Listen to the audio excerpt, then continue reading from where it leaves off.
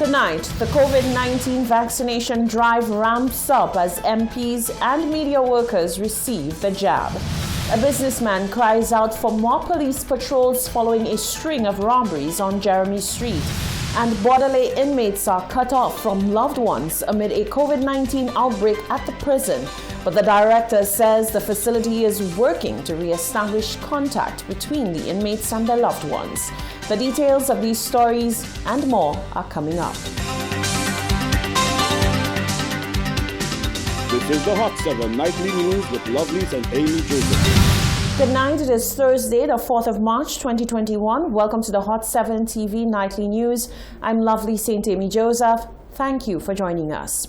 In news coming to hand just before news time, the Ministry of Health and Wellness reported 5 COVID-19 related deaths, bringing the total number of deaths in country to date to 43. Death number 39 is a 79-year-old male from Castries. Death number 40 is an 89-year-old female from Castries. Death number 41 is a 68-year-old male from Soufrière. Death 42 is a 47-year-old male from Vieux-Fort. Death 43 is a 69-year-old male from Castries. All of these individuals had underlying medical illnesses and were in care at the time of their passing. The ministry has extended condolences to their families. Meanwhile, the ministry received confirmation of 11 new cases of COVID-19.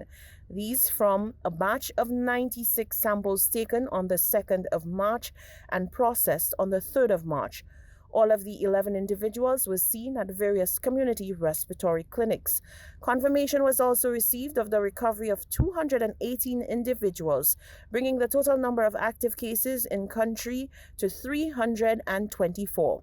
Presently, 2 of the active cases are requiring critical care at the respiratory hospital.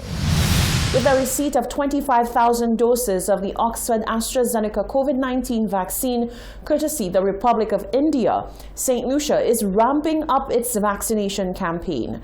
Prime Minister Alan Chastanet has expressed elation with the turnout so far during the national COVID-19 vaccination drive. While there is still some hesitancy, Prime Minister Chastanet says he is relieved that many have chosen to get vaccinated.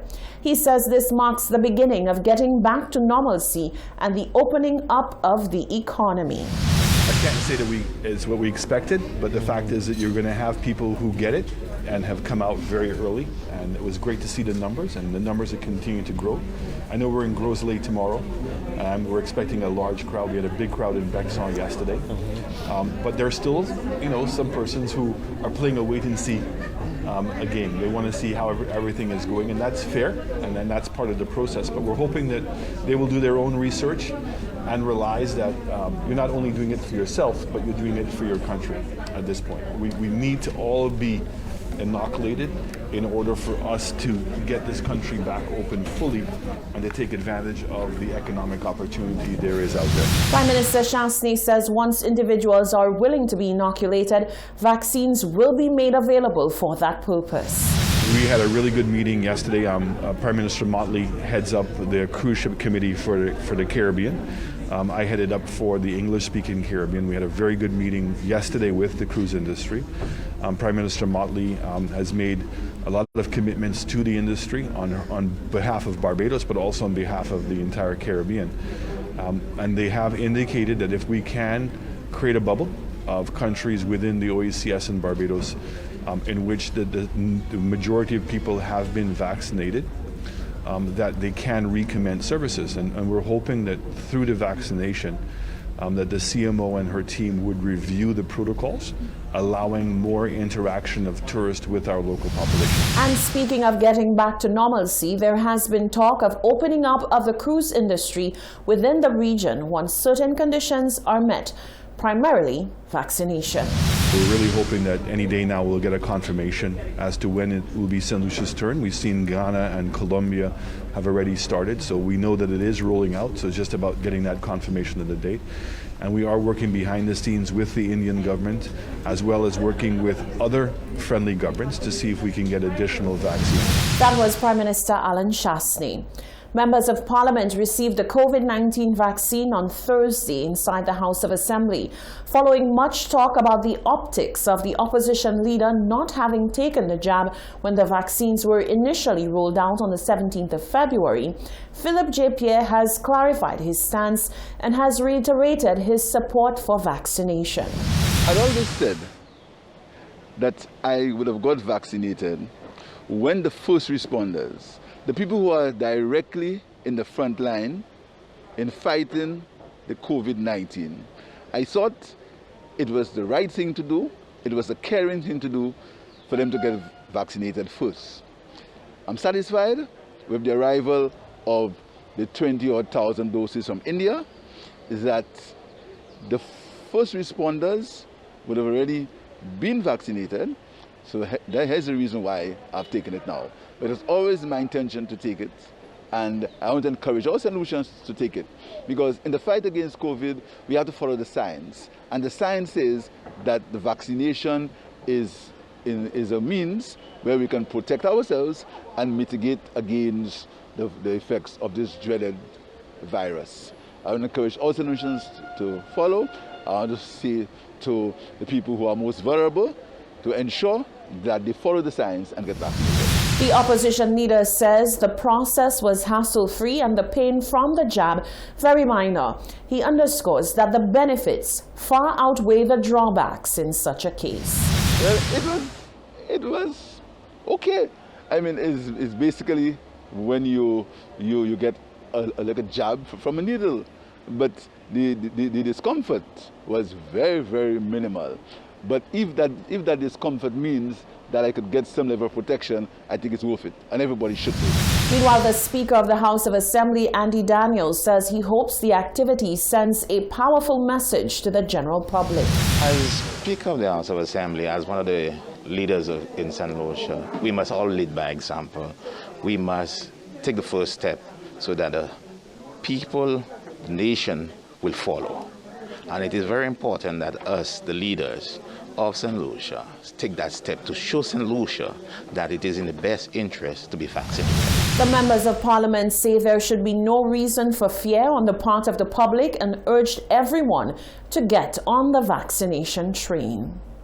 Representatives from across the services sector, including the media, were part of the latest drive, which took place on Thursday in hopes that others will be influenced to take the COVID-19 vaccine. Nisha Charles tells us more. Phase 1B of the island's COVID-19 vaccination campaign has commenced. It focuses on people who are 65 years and older, residents of elderly homes, and people living with chronic health conditions. As part of this phase, vaccinations have been done in Richford, Tirunshemiku, and Bexar. On Thursday, a televised drive took place at the Financial Administrative Center at Point Seraphin. Thursday was of particular importance as representatives across many sectors in St. Lucia were there to receive their first jab. Those present at Thursday's drive included the head of the Roman Catholic Church, the president of the St. Lucia Hotel and Tourism Association, and media personalities Timothy Polio and Rick Wayne. You had any sort of apprehension about taking the vaccine? I had every apprehension in the world, and that comes from too much information, because you don't know which information is to be trusted, and even somebody like myself, I was very, very confused, and I was very close to saying, I've lived this long enough, I don't need to take any chances. My son convinced me how stupid that was, and I'm glad I'm here. For those with fears of needles, Timothy Polio had this words of advice. From the outset, what is very important is that a needle will not kill you, but definitely COVID will.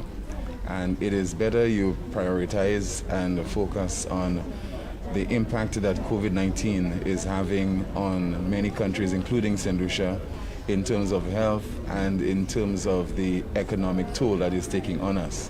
What is more important, the fear of a needle, or the fear of dying, or the fear of losing your livelihood, or the fear of people starving?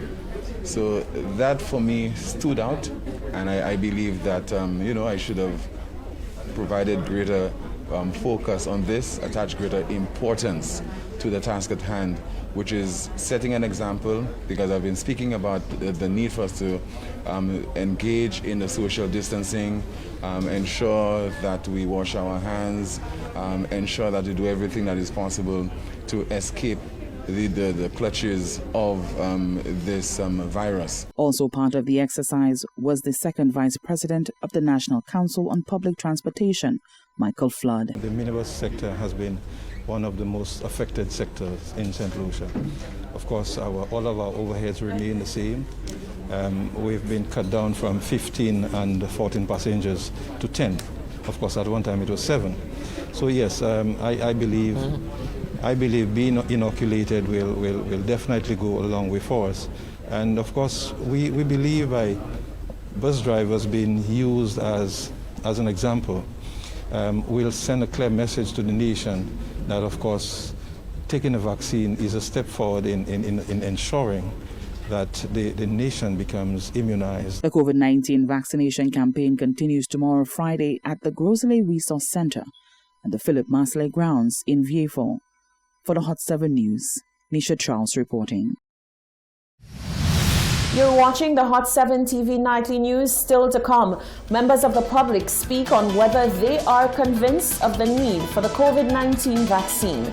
A small business owner cries out for greater police protection amid a string of robberies.